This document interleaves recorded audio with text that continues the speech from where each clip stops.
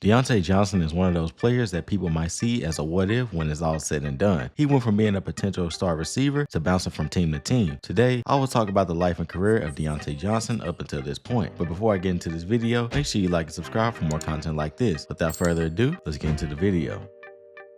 Diontae Johnson was born on July 5, 1996 in Tampa, Florida. In the beginning of his life, however, he would immediately face adversity. At only 5 years old, his mother Felicia Boyer was diagnosed with breast cancer. Not only that, but she was diabetic as well. She would try her best to hide her sickness from Diontae, despite the toll that it took on her health. Boyer would make sure to take great care of her kids and provide for them. But one day, Diontae was coming home from school. His dad Leo delivered the news that his mother passed away. Boyer was only 24 years old. Diontae would immediately begin to feel the effects of her absence. He found himself sometimes being emotional in school, and he could not get over the fact that she wasn't in his life anymore, especially at a very young age. At the age of 6, he began playing football. In high school, he played at Earl J. Leonard High School in Ruskin, Florida. Johnson would play quarterback and defensive back, while also being a return man and receiver. He earned All-County and All-State recognition in 2014. In his senior year, he led the team to its best record. This earned him a scholarship to play at the University of Toledo. As a true freshman, Diontae recorded 14 receptions, 237 yards, and 3 touchdowns. Those were pretty good stats for a freshman. But in his sophomore year,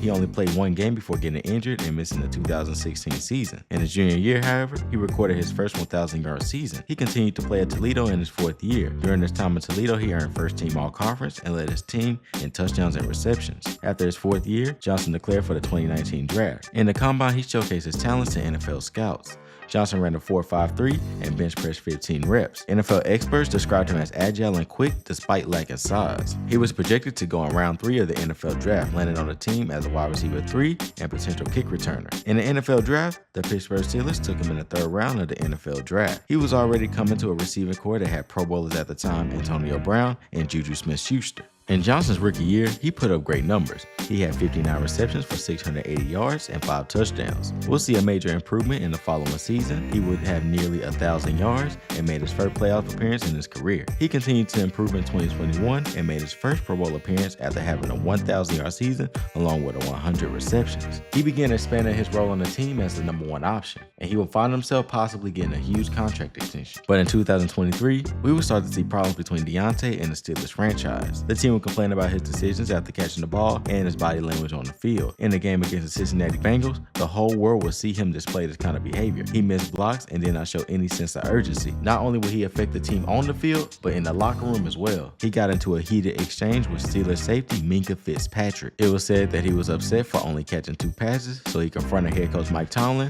Then Minkah stepped in. The 2 players exchanged words before being broken up by TJ Watt and Cameron Hayward. Eventually, the Steelers would have enough and trade him to the Carolina Panthers after the 2023 season. Johnson only played 8 games for Carolina. During his time there, he continued to display the same behavior to his current team. He was visibly upset with his role on the team to the point where it was detrimental. After his brief stint, the Panthers would send him to the Ravens before the trade deadline. He only appeared in 4 of his 6 games for Baltimore. They would use him every once in a while in their offense, but most of his time would be spent on the sidelines. He would also make headlines for refusing to enter a game. The Ravens would end up cutting Johnson, and he was signed to the Houston Texans near the end of the 2024 season. Johnson began to see the field more in Houston because of injuries to receivers Stephon Diggs and Tank Dell. However, Johnson showed again why he should not be on any NFL team. During the game against the Chargers, he was visibly upset and not getting any targets during the game. The Texans would end up winning against the Chargers, but Johnson was reportedly making a scene in the Texans locker room after the game. The Texans waived Johnson before the divisional playoff game against the Kansas City Chiefs, making it his 3rd team that cut him this season. Recently, Baltimore picked him up for the 2nd time this season to give the receiver room a little depth before their divisional playoff matchup against the Buffalo Bills. It seems that Diontae Johnson was in a perfectly good situation in Pittsburgh. He had the chance to become the #1 receiver and play a great role in the franchise for a very long time, but selfish attitudes cost him those opportunities. I believe Diontae Johnson can still help out an NFL team. He just needs to learn to get rid of internal problems like his ego and learn that the light is not always going to shine on you.